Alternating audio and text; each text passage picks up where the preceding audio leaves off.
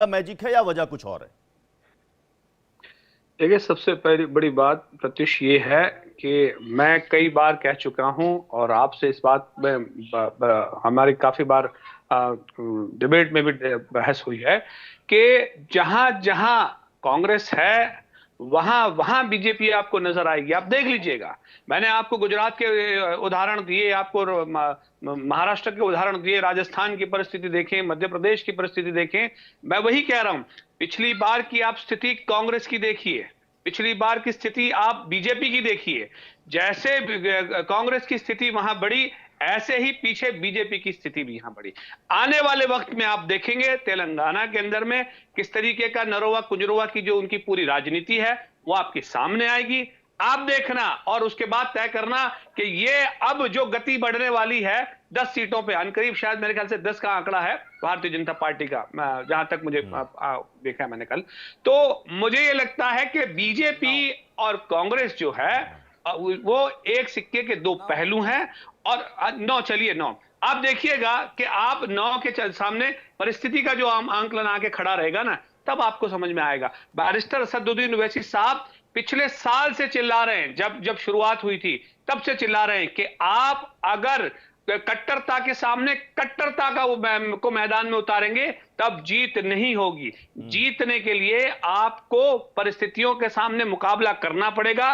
अगर आप देखिए, अभी एक पैनलिस्ट बात कर रहे थे, कोई मेरे ख्याल से उनकी एमपी के जो पूर्व मुख्यमंत्री थे, उनका स्टेटमेंट देखिए, उन्होंने तो बाकायदा वहां पे मतलब मेज लगा रखी थी, वो भी पहुंच गए, बागेश्वर धाम भी पहुंच गए और तमाम चीजें आपके सामने आई। आप कह रहे हैं कि कमलनाथ जी बागेश्वर धाम पहुंच गए। अरे भाई, कांग्रेस में तो हनुमान जी गदा लेकर पहुंच गए थे। अब आप बताइए, अब कल कांग्रेस मुख्यालय में क्या हुआ? दिल्ली में कांग्रेस मुख्यालय में पहली बार लोगों ने तस्वीर देखी। उससे उससे आगे तो सुनिए, उससे आखिरी बात तो आप पूरी सुन लीजिए। हाँ। उसके बाद उन्होंने ये कहा कि देश तो हिंदू राष्ट्र है, ये कमलनाथ का स्टेटमेंट था। हाँ। ये कांग्रेस की एक कद्दावर नेता जो तो क्या बीजेपी की नकल करना कांग्रेस को भारी पड़ गया? बिल्कुल सीधी सी बात है। मैं पहले ही कह रहा हूं कि बैरिस्टर असदुद्दीन ओवैसी साहब बिल्कुल साफ तौर पे कह चुके हैं कि आप कट्टरता का मुकाबला कट्टरता से मत करिए। कट्टरता से अगर आप मुकाबला करने जाएंगे, जो बीजेपी की नकल करने जाएंगे, बीजेपी की लाइन अडॉप्ट करने जाएंगे, तो याद रखिएगा कि वही लाइन आप उन्हीं के चंगुल में फंसेंगे। और ये विवेक कोटे जी, इसका जवाब दीजिए कि मतलब बीजेपी की कॉपी करते करते आप हार गए। आपने सोचा कि भाई बीजेपी के हिंदुत्व कार्ड को हम भी चल देते हैं। आपने कर्नाटक चुनाव में बजरंग बली की गदा का जिक्र किया था। आपने हिमाचल में भी कहा कि देखिए हमें बजरंग बली का आशीर्वाद मिला है। खूब गदा गदा भोपाल में हर जगह चौक चौराहों पर लगा, हनुमान जी के कटआउट्स लगाए गए, सब कुछ लगा, लेकिन पासा उलट गया। मैं इस प्रश्न का जवाब देने के पहले जो एक अहंकार पूर्ण बात की गई बीजेपी की प्रवक्ता से कि हमारी कोई लड़ाई नहीं है अभी, उनको मैं इतना ही कहना चाहता हूं कि कल यहां जो तख्त नशी था जी, खुदा होने का उसको भी यकीन था। तो ऐसे बहुत लोग आए हैं और बहुत लोग गए हैं। कांग्रेस पार्टी का स्पिरिट संघर्ष का है।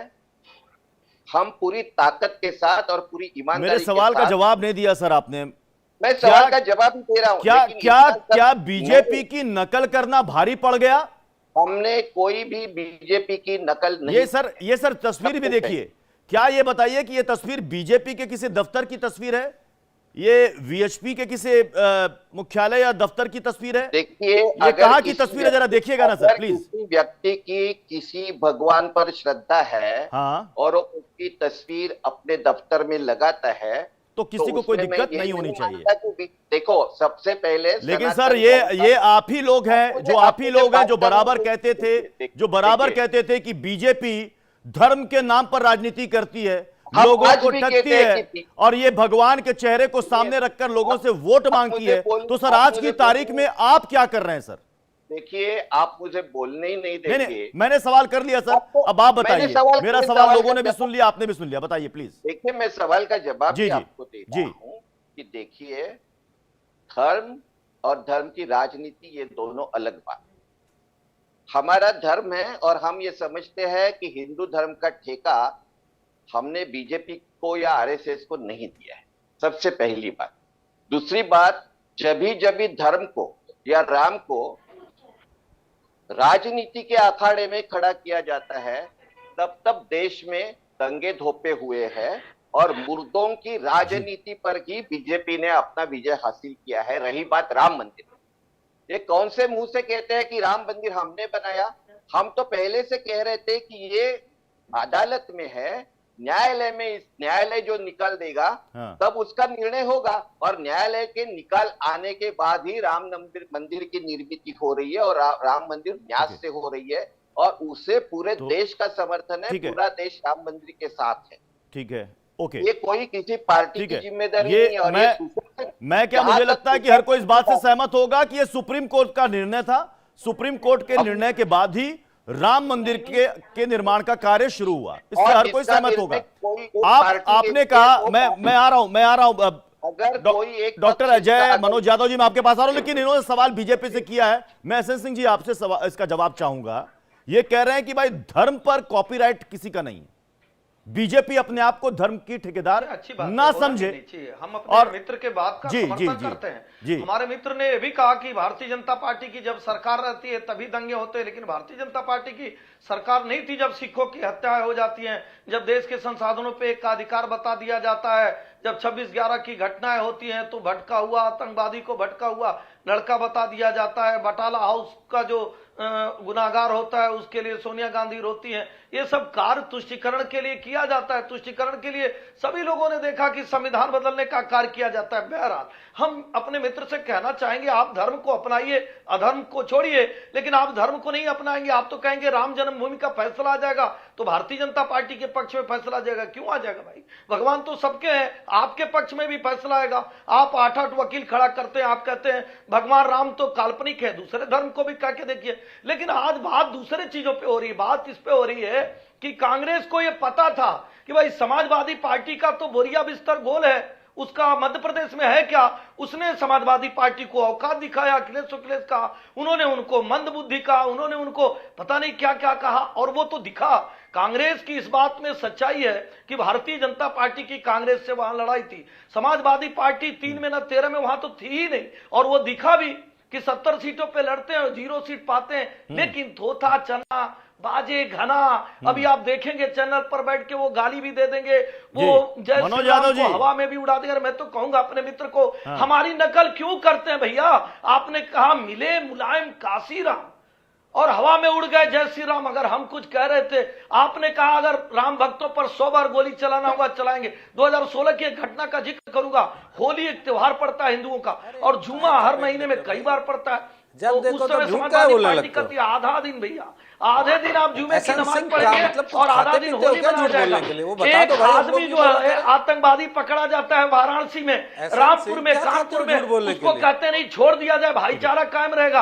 और हाई कोर्ट ऐसे ही अपने घर पे रहते हो क्या? अरे भैया मैं तो कह रहा हूँ अपने घर पे रहते हो, स्वामी प्रसाद मौर्य को खड़ा करके गाली दिलवा रहे हैं। एसएन सिंह जी, अभी आपने कहा ना कि समाजवादी पार्टी 70 से ज्यादा सीटों पर उम्मीदवार उतारती है, जीतते एक भी नहीं है। ठीक है मनोज यादव जी ने आपने उम्मीदवार किसको हराने और जिताने के लिए उतारा था? कहीं आपने बीजेपी के लिए बैटिंग तो नहीं की थी कि कांग्रेस को डैमेज कर दो, बीजेपी यहां से निकल जाए? देखिए प्रत्युष जी, इस सवाल का कोई जवाब नहीं है। ओके, ये अनावश्यक सवाल है। ओके, मैं सबसे पहले एसएन सिंह की बात का जवाब दूंगा, और जवाब ये है कि चुप रहा भिंडी गठबंधन, शांत हो जा। मालूम है मुझे भिंडी गठबंधन हो, इस देश को पता नहीं कैसे कैसे काट रहा है, समझ गए ना? भिंडी गठबंधन। आप बोलने दो वाला प्रवक्ता प्रत्युष जी, क्या भाषा राम भक्तों पे किसने गोली चलवाई थी? ये राम भक्त क्या होते हैं? ये राम भक्त क्या होते हैं? किस कोर्ट में ये बताया कि वो राम भक्त थे? भाषा की मर्यादा कहीं के टीवी चैनल पे बोलने से पहले 100 बार सोचा करो। भाषा की मर्यादा, जिम्मेदार वो सुप्रीम कोर्ट की धज्जियां उड़ा रहे थे। एक सेकंड मनोज, पढ़े लिखे नहीं हो क्या? जाहिल गवार हो क्या? मनोज यादव साहब, छत्री हो, मनोज यादव जी, आप सभी सम्मानित पैनलिस्ट हैं इस डिबेट शो में। ऐसे शब्दों का इस्तेमाल ना करें, ऐसे शब्दों का इस्तेमाल ना करें। अभी आपके खिलाफ कोई ऐसा शब्द बोल देगा तो अभी आप 10 बार आपत्ति जता देंगे। ये सही नहीं है, ये सही नहीं है मनोज जी। मनोज जी, आपको अपनी बात रखनी है, आपको बात रखने के लिए पूरा वक्त मिल रहा है, लेकिन ऐसे किसी को ना बोले। अगर आप मुझे नहीं बोलने देंगे तो मैं डिबेट करना नहीं पसंद करूंगा। मैं पूरे बोलने का मौका दे रहा हूं। इतनी बातें कह दी आप। अब अभी आप किसी को बेहुदा जाहिल कहोगे तो कौन आपको नहीं रोकेगा? एक सेकंड मनोज यादव जी, ना ये भिंडी आलू करेला करने के लिए डिबेट नहीं बुलाया हूं मैं। ये अखिलेश यादव जी के प्रवक्ता का ये संस्कार है। अरे मैं, अरे सुनिए, इंडी भिंडी आलू करेला, अरे सब्जी का ठेला थोड़ी लगा हुआ है हमने यहाँ पर। एक सेकंड, मैं दोनों पक्षों से कह